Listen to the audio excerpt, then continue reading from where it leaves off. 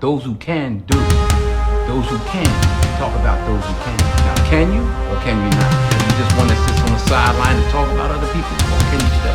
Well, good morning, good people. Mark Holmes here, and as always, I want to say thank you all for watching, commenting, subscribing, and being part of the Joe Boo Sports Report. Without you guys, as well as you ladies, you know that this literally does not work. Hope everybody's having a great day.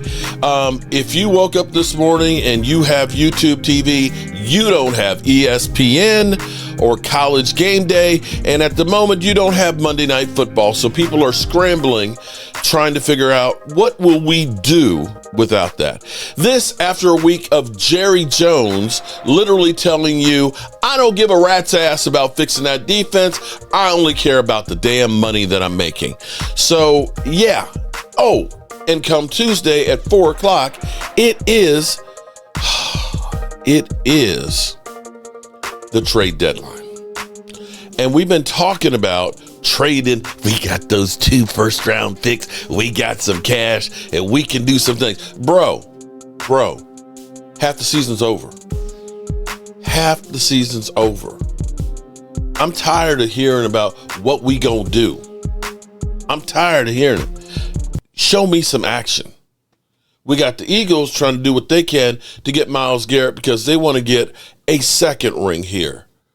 We got Jerry Jones, we got the Cowboys media talking about trading Brandon Albury and George Pickens. One of the two of the few people that have been bright spots. They're trying to take away everything that makes us happy in this day. Now, I don't want to do this to you, but see, I have to do this to you because, see, I keep getting tired. I get tired of everybody always looking at my quarterback and saying, he just sucks. It's crazy that Philly 500 will tell me that your quarterback's not good enough to do it, but mine is. And it's like, but wait a minute, Philly. Your quarterback had 3 games where they didn't score a point in the second half this year. Well, it's because my team is so good, we don't have to. Well, guess what? My team's not good enough that if we don't score every single time we have the football, we gonna lose. And the person who's directly in charge on this basically says, F your feelings. I don't give a rat's ass about that. I'm out here getting paid. So let's go to the tape and listen to Jerry Jones yesterday on the Jerry Jones segment on 105.3 The Fan. Now, Jerry, do you think you need to be working on your defense rather than talking with us right now? Well, I'm glad you brought that up because we probably will get criticized if we aren't doing that. But goodness, I understand that perspective. We all get it. Let's just say what's going on here is we're not winning. We're not playing the way we want to be, the way I want to be, the way any of us want to be. And when you do that, then you check your whole card with everything you're doing. You check where you spend your time, how you spend it, and that's what's going on here. It's no secret at all that for ever since I've been involved, my days are involved, in a manner of speaking, in many areas.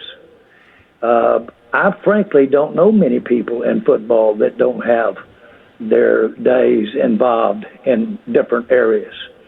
To the degree is, of course, debatable. But this is called professional football to make a point. That means it takes money to make it all go. Okay. Money. I want to stop there for a second. Yes, we understand it takes money to make it go.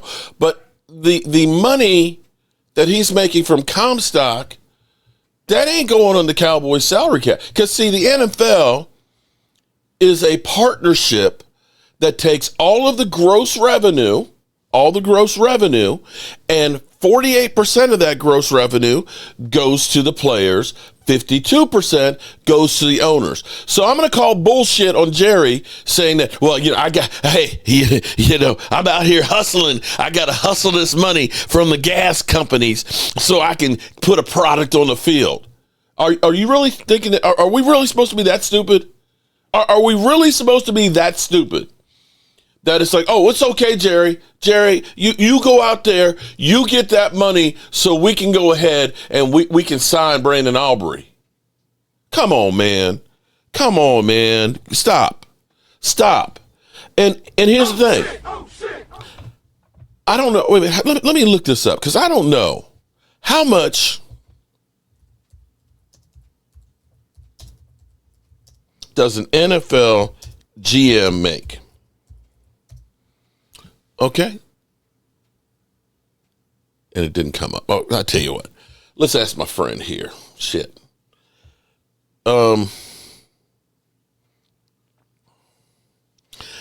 How much does an average NFL GM make? The salary for an NFL general manager can vary quite a bit depending on the team, their experience, and their success.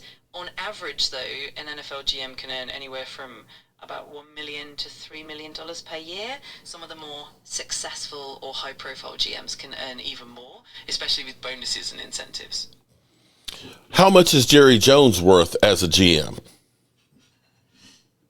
Jerry Jones, as the owner and GM of the Dallas Cowboys, has a net worth that's pretty substantial. As of recent estimates, he's worth around $10 billion. A lot of that comes from the Cowboys value, which is the most valuable sports franchise in the world, and also from his other business ventures. Thank you. Okay, so we're talking about $1 million to $3 million to pay a GM. If you want to go out there and do your shit and make more money, I'm sure that on this Comstock deal, you're making enough money that you could pay a guy to be there full time. Because, see, Jerry, you're 83 years old. Mickey Loomis, who's failing in New Orleans, I believe is the second oldest. I think he's 62 or 59, something like that. So you're 20 years plus older, and the average one is about in their 40s. And you're trying to double duty and convince us that you are out here making money for the Cowboys. But go on, Jerry. Go on. Let's listen to some more. And so that any time that I'm doing anything that's away from looking at a specific player and how he's playing defense, it has to do with the ladder. And ultimately, that ladder leads ultimately to the benefit of the Cowboys. Me sitting here talking on this phone with you, the visits that I'm having with our fans through you, that'll help score touchdowns. Oh, my God. Ultimately Seriously? involves in a way that makes it doable. And there's no, in the real world, Santa Claus does not put the tricycle on the Christmas tree. We all know that. You have to have juice Santa to Claus make it go. So I've always combined and never been, I've been unabashed about it since the day I walked in. Every day, every time I can, I'm looking for ways to give to fleece the advantage fans to the Dallas Cowboys. Anybody that says that I don't focus on the Cowboys is just living in the moment of frustration, and I get that, and I'm frustrated too. But I was going to say when I got on the phone with you this morning, I'm going to say, look, I know we've got a few little time here, but you know I need to be spending fixing that defense rather than I do visiting with you guys. Absolutely. But we're talking to some very important people. That's called our fans out here. That's right. Now, seriously, Jerry, can you explain kind of the difference in the way you see how you run things as a GM as opposed to maybe other conventional ways out there? Well, first of all, do you remember the name Tex Schramm? Mm-hmm. Of course, Tex Schramm is the only other GM that we've ever had. Now, he had a pretty good people around him. He had people like Gil Brandt, but Tex was the GM. And Tex picked some pretty good players himself. I know for a fact from Gil as well as others. He picked Roger Staubach.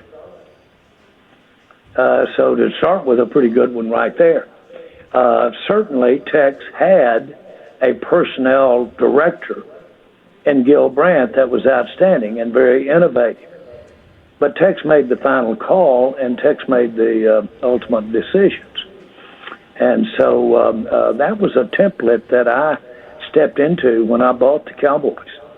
And so if you really want to know how it works, Tech spent quite a bit of time with League Matters to be trite. He was outstanding. That's why he's in the Hall of Fame. But Tech's also spent a lot of time with football. He had a lot of time with negotiation. Roger Staubach tells the story of standing outside his windows, jumping up and down and putting his face on the window because he wanted more money on his contract. So my point is, if you want to look at a template, really the Cowboys have never had a template that was done any differently. Now, I'm not trying to compare myself to Tech Schramm as far as our ability is concerned. I'm just trying to say this is the way that it's always been done with the Cowboys. I'm a big believer that the more you have on the line, the more you have commitment, then the more you will stretch and do something that's special, above the norm. There's nobody in sports that's ever had more on the line when they make a decision than I have. Not only when I first got here, but I keep it pushed out like that. And there's always so much riding on us making a touchdown or us making the tackle or winning the game or having the season. Nobody puts more on the line than I do. That's a self-motivating thing. Oh, dear. Okay. So is it safe to assume then, like when you lay out that statement, that you would disagree with many Cowboys fans who think the goal is at times just to stay in the mix, to stay relevant and make money, as opposed to take the next step and win that championship? Yeah. Well, let's put it like this. The fact if you won a championship would enhance the first part of that statement. You think? Championships are wonderful for increasing values and doing things like that, if you just wanted to look at it from that standpoint. Now, nobody should ever, and I get it, and I do get this.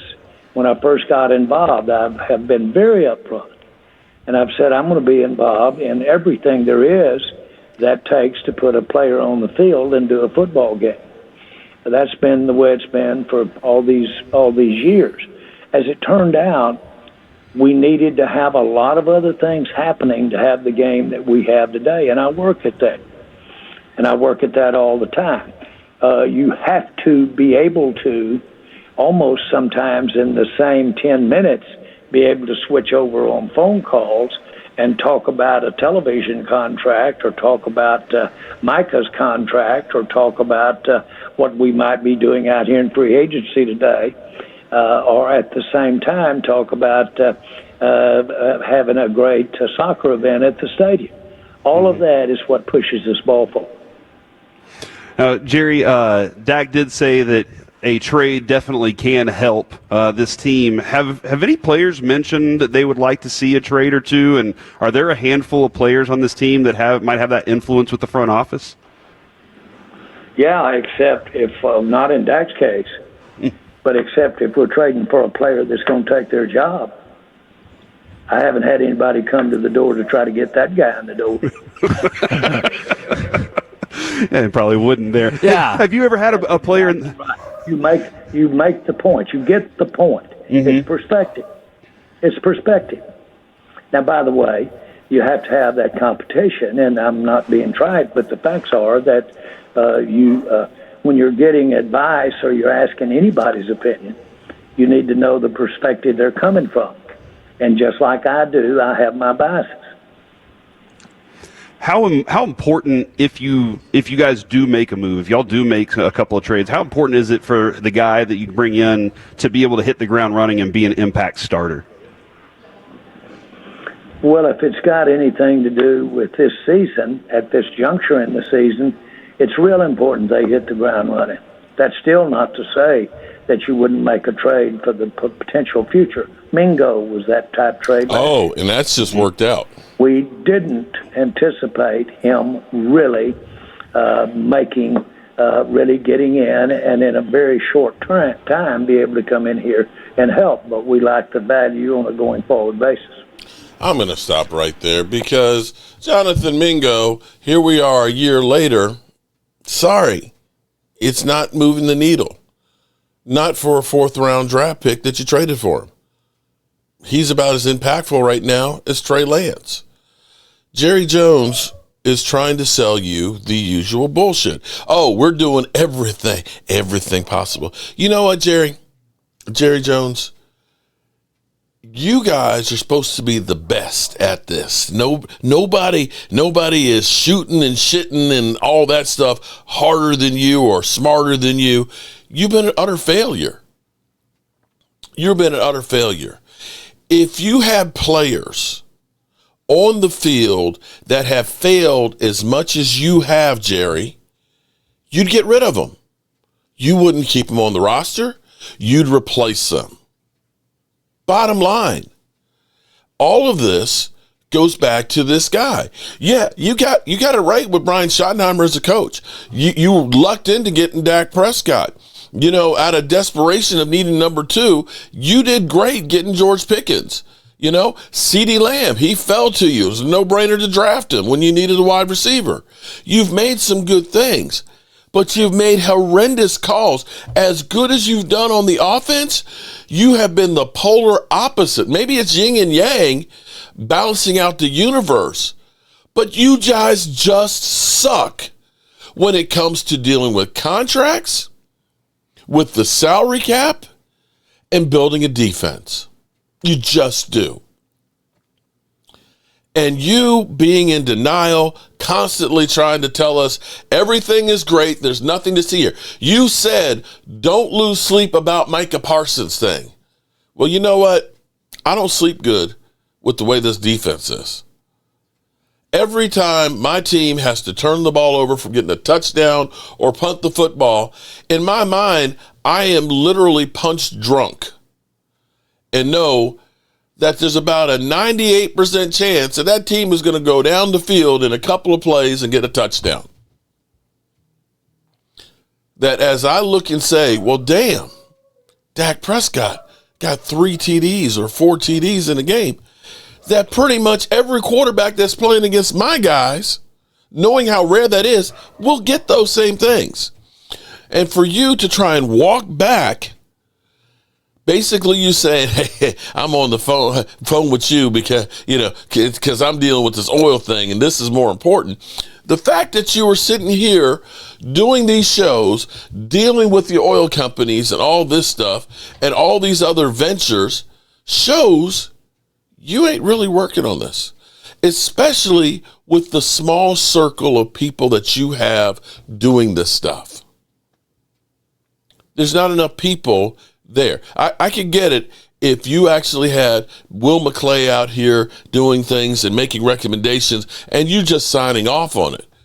But you make it, you seem to be the one here who's dealing directly, where you don't want to talk to agents.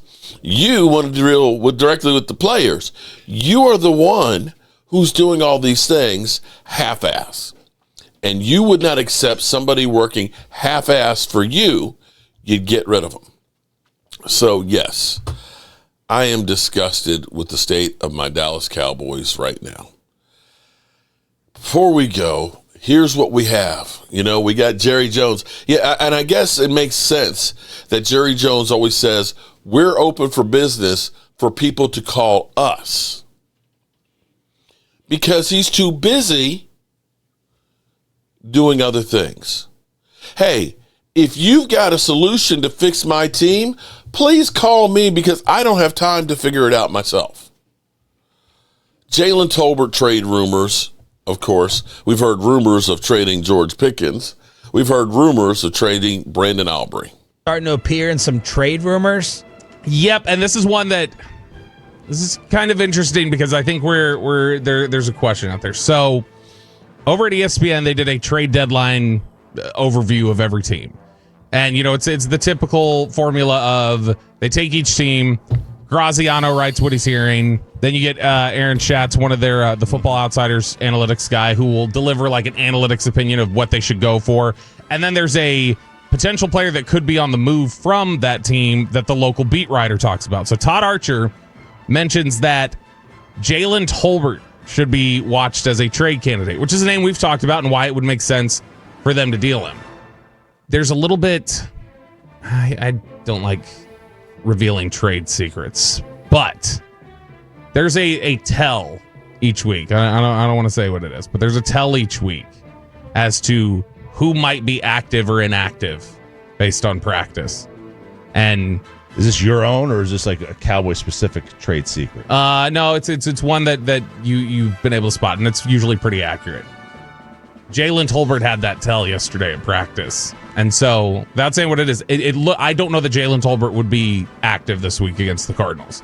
And so again, it does make me think there's at least some sort of falling out of favor or preservation there. I wouldn't be surprised if that feels like a move that very much could happen as Dallas trading away Jalen Tolbert sometime in the next week and a half. Look, For what? Week and a If half. you get It's Tuesday. anything in return, knowing he's not coming back. Okay. So I mean, Yeah. if you get anything in return and he's really not playing that often, I take whatever, even if it's a 7th, just anything that's something in return that I might be able to use. I wouldn't have an issue with that. I mean, there's a numbers game. They've got other guys. If you were to take him and Flanoy and Turpin and all put them on the market, who gets the most in return, and who's most likely to be here and who's most likely not. Anybody that is not in your plans for next year should absolutely be talked about. And I think that goes for any team in any sport as you near the deadline. I mean, what if I've got Cheeto Awuzie, who's not playing too bad for Baltimore right now, but obviously an older player. Baltimore's not been great this season. Let's say Baltimore wants to add a receiver. If I just called them up and just said, "Hey, we'll throw you Tolbert for Cheeto," like, I mean, if I can get that in return, it's like, yeah, I'll take a shot on that for sure. Absolutely. So, I mean, I think that's the kind of deal that when Jerry, although with the way Jerry was talking about linebacker, maybe it's a linebacker. Maybe they're just You mean talking about oil? Yeah, Right, he's talking exactly. about oil. Maybe they're talking on the phone about, hey, who's got a linebacker that they're on an expiring deal? They know their linebacker's not coming back and they could use a receiver. Let's make a deal here. I wouldn't be surprised if that's the kind of deal they look for. So there's your buy and sell that you were talking about, doing both. Yeah, and I'm fine with that. Like, to me, buying and selling at the same time. You could you could sell and still compete. The Guardians did this in baseball this year. They sold Guards. did they trade off like 3 or 4 players at the deadline, and they still made the playoffs. They still Tampa did it 2 years ago. Yeah. Did Patrick Walker have a list of safeties? Yes, he did. So over at DallasCowboys.com, which this is a rare treat because you go to DallasCowboys.com, usually they can't identify players. These are all free agents, so you're allowed to talk about all these. He took a look at just the safety position and various guys that are out there and available in the free agent market right now. Some of the names that are out there that you may know, John Johnson, who had previously been with the Rams. You've got Jordan Whitehead, Marcus May, who previously was with the Jets. But the name he really focused on, and the name that I think makes some sense, Justin Simmons, who previously was with Denver, and then he spent last year with Atlanta, and he's just been a free agent ever since getting cut in the offseason. A few years ago. He was. I didn't realize he's 32. Like, I mean, he's an older player now, but he writes that both Simmons and May have skins on the wall, plenty of them, and it bears mentioning that May also spent time with Aaron Whitecott, the Cowboys defensive line coach for the Jets in 2021, and you can never overlook a former Gator landing on Schottenheimer's radar. Neither he nor Simmons are world beaters at this point in their career, but what Dallas needs is anything of value at the position that stabilizes it going forward, barring a blockbuster trade, and I think that's the things that Jerry kind of was hesitant to mention anything with us when we were talking about it the other day, but they really do need to start finding potential options that will just make it a stable position, whether it's safety or corner, whatever else. You got to just go find anybody off the street who can maybe stop the bleeding. That's what you really need right now. Brian Schottenheimer has gone viral for saying this at his press Shove it conference up your ass. yesterday. He will join us tomorrow at 8:20 as always. Here's the clip. No, I think, none of us have done good enough. Coaches, players, head coach, none of us have done good enough. That's real. I mean, our scorecard is what it is, and that's not just, defensively, that's offensively, we're a football team that's 3-4-1. You can take the stats on offense and shove them up your ass as far as I'm concerned. I mean, is what it is. We want to win, and people talk about, hey, MVP and this and that. Dak Prescott doesn't want to win MVP. He wants to win a Super Bowl, and that's what we want to win. And we're not there yet. We've not played that consistently well enough to certainly be in that discussion, but it doesn't mean the journey stops. It certainly doesn't stop. It just, you get more focused, you get more intentional, and we got to do it together. I think Dak definitely wants to win MVP. That's the only thing I'll stop and say. Yeah. I think every player wants to win the MVP. Don't speak for me on that front. I do want to win MVP, but I also want to win a Super Bowl. In addition to. Yeah, it reads a lot harsher than it sounds. He's clearly just being a little flippant. Schottenheimer said he has spent a significant amount of more time in defensive meetings compared to the start of the season. We heard about this a few weeks ago, and he said, look, it's the help. It's not getting in the way. I give Eberflus a ton of credit. Having been a coordinator, having had head coaches come sit in my meetings and stuff, you don't like it. I took it personal. Why are you in my meeting? Flus has not been like that at all. How could he? The beat then took Jerry's comments off our show, really mentioning linebacker a lot, and asked Schottenheimer about it. Well, like I said the other day, I think Monday somebody asked me about it. I mean, the linebackers, obviously, they get everything started. And, they're the ones making the call, number one, with the green dot, with K9. And then they got to set the front, based on how we want to go, whether it's close right, close left. And the biggest thing for us is the focus of making sure that we can kind of, like I said, see less. Right now we're seeing too much, and so therefore our fits aren't exactly right. Is it them every time? No. But it's more of an emphasis of, these guys have some indicators and things that we want to be on top of, and so it's just a big, push for myself and Flus and guys like that to make sure that, these guys are doing the things they need to do to see less. And because a lot of times your defense will go how your linebackers play because of the proximity to where they are to the ball. It's just true. And our linebackers have been atrocious. They literally have been.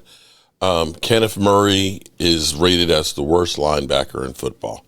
And if your linebackers can't hunt, you're doomed. All right, good people. We'll see if something happens with NFL and with ESPN and YouTube TV. You can see College Game Day at least on the ESPN app. That's the teaser to get you to download the app. Of course, they're looking to get paid out of this as well. We will see you guys at 5 o'clock. Peace out and have a great day. And remember, the NFL, ESPN, and YouTube TV.